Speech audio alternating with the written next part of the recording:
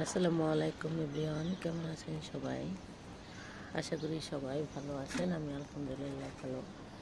আমি Shrabani fashion house থেকে আবার চলে এসেছি নতুন একটি ভিডিও নিয়ে। এই দেখুন, আমার গাছে অনেক করমচা ধরেছে।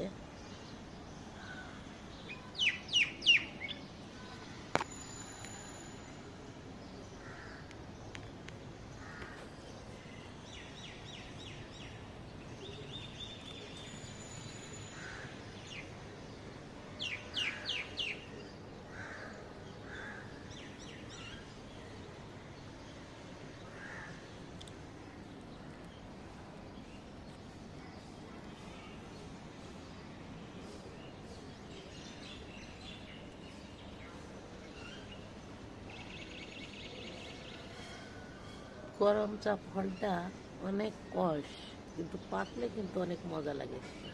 পাকলে কালো হয়ে যায়। করমচার আচার তৈরি করতে পারেন, ডালে দিতে পারেন, এমনি খাওয়া যেতে পারে।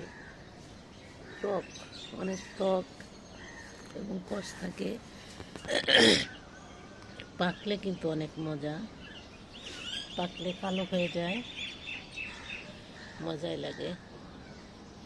সবাই ভালো থাকবেন, সুস্থ থাকবেন, শ্রাবণী ব্লগসের সঙ্গে থাকবেন। আসসালামু আলাইকুম।